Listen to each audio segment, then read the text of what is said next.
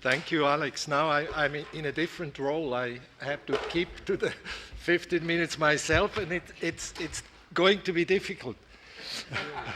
But I want to make 3 points.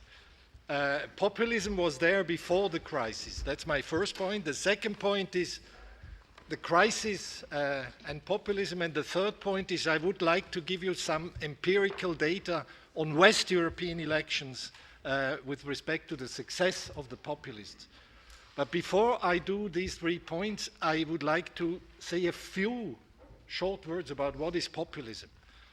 There are, in my view, 3 concepts of populism. Populism as an ideology, populism as a discourse or a communication style, and populism as a political strategy. And I would like to say just some thing about populism as an ideology. And would adopt the definition by Kaas-Müde, which says populism is a thin ideology that considers society to be ultimately separated into 2 homogeneous and antagonistic groups, the pure people and the corrupt elite. Homogeneous is a very important word. The people are unified. There is just one people. The people is not divided by cleavages or anything like that. And populism is a thin ideology that argues that politics should be an expression of the general will of the people. The people is sovereign. That's the key idea. The people is sovereign. The elite has betrayed the sovereign, and the power of the sovereign has to be restored. Now, populism as an ideology can be combined with other more thick ideologies, and they can be either from the left, they can be from the right, or they can be centrist kinds of ideas. That could be centrist populism. So much for definitions. Now, my first point is that populism has been on the rise before the crisis. And I would say there has been a long-term trend in Western Europe for the rise of populism. And I refer to Peter Mayer's ideas when I try to buttress this idea. Peter Mayer was talking about the malfunctioning of representative democracy in Western Europe. He talked about the erosion of the mainstream party's representation function.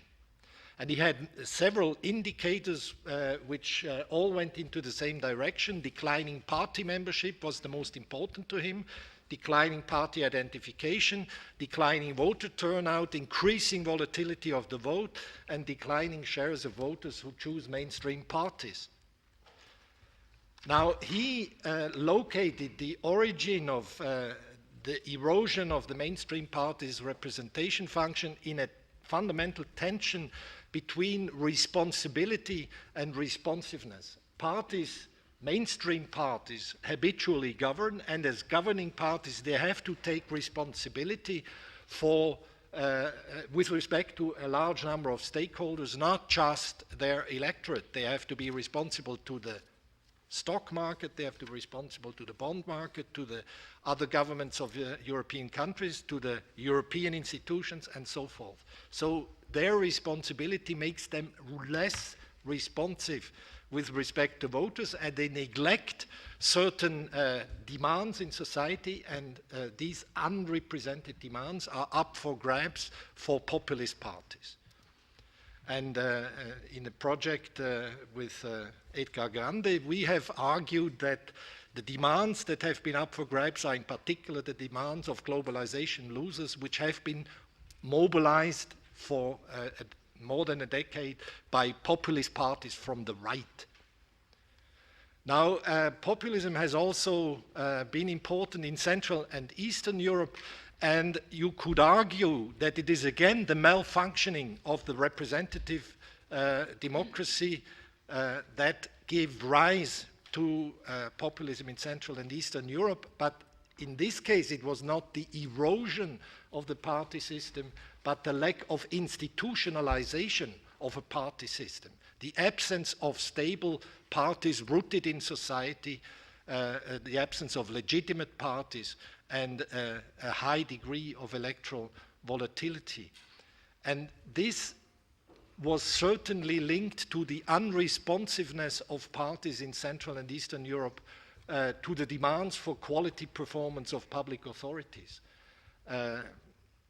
Corruption and badly functioning partial governments have been contributing to anti-elitist sentiments and created the breeding ground for populism in this part of Europe.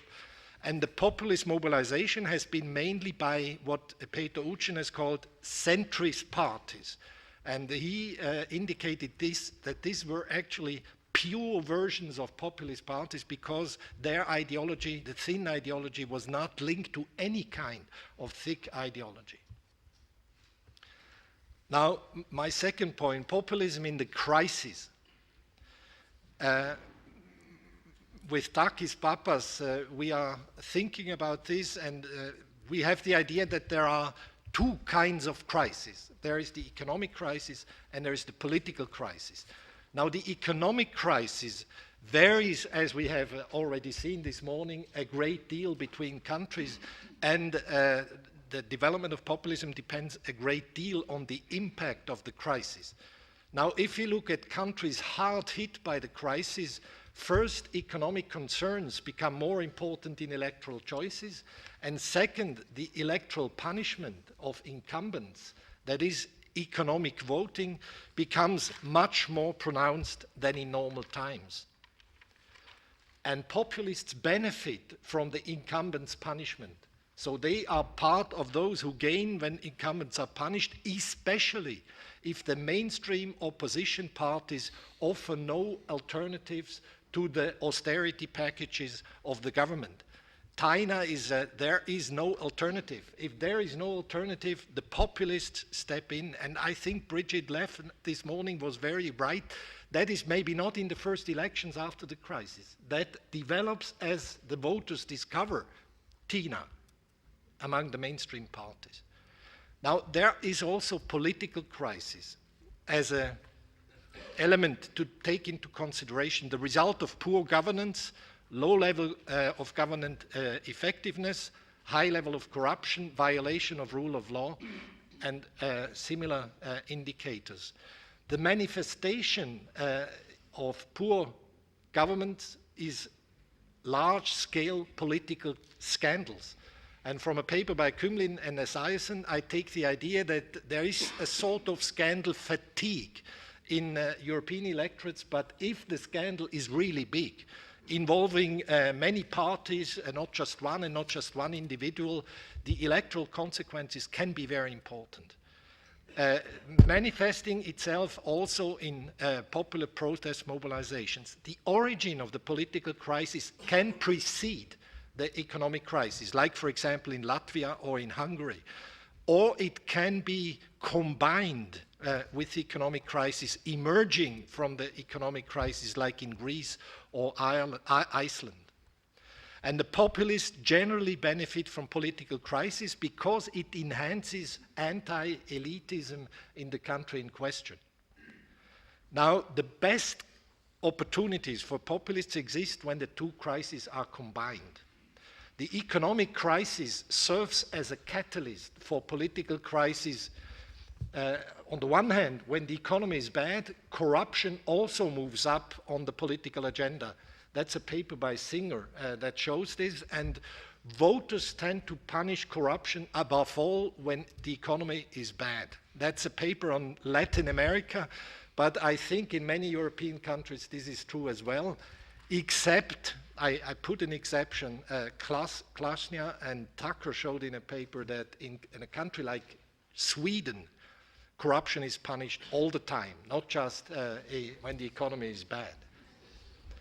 So the combination of two types of crisis is the most favorable condition for populist mobilization. That is our hypothesis we would like to submit to you.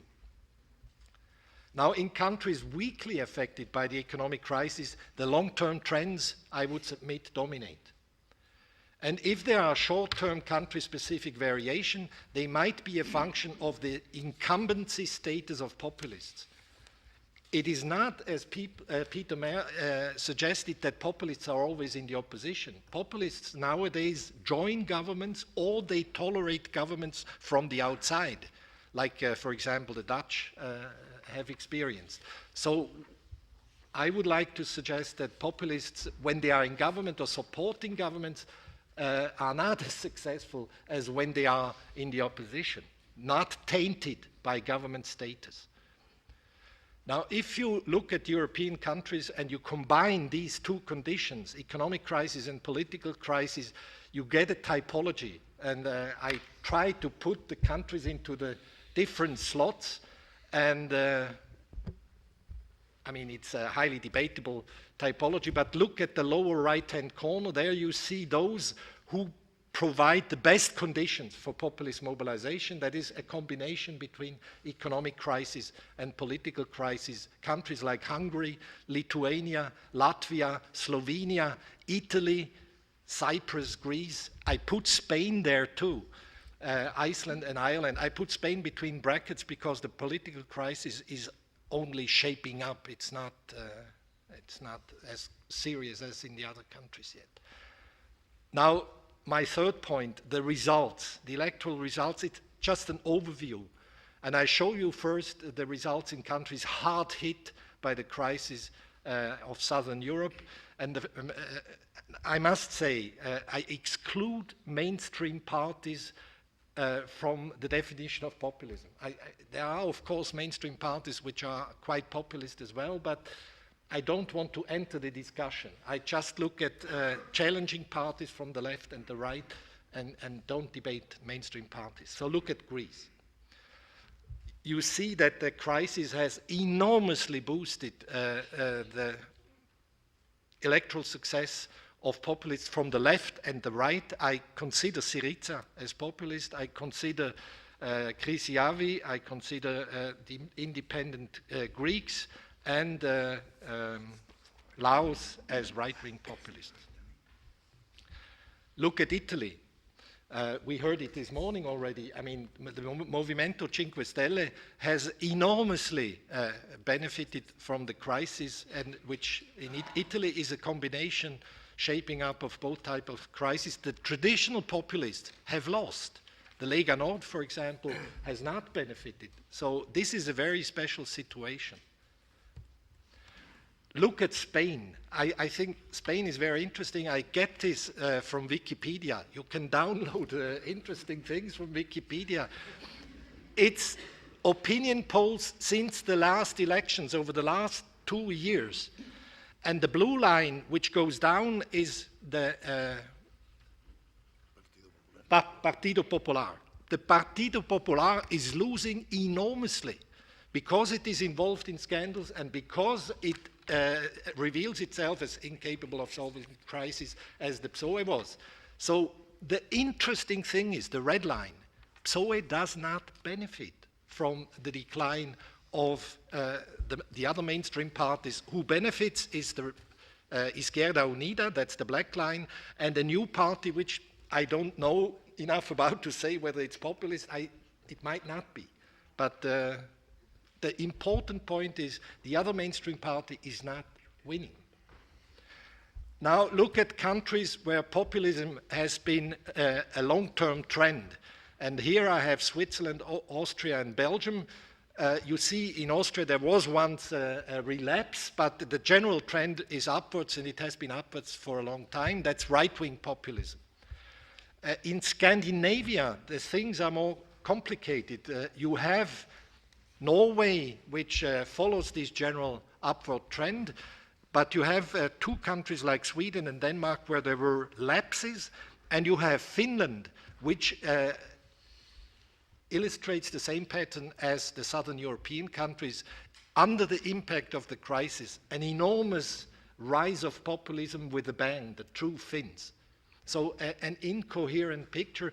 And last but not least, I would like to show you three countries which usually are not seen together: Netherlands, France, and Germany, where you have right-wing and left-wing populists mobilizing at the same time.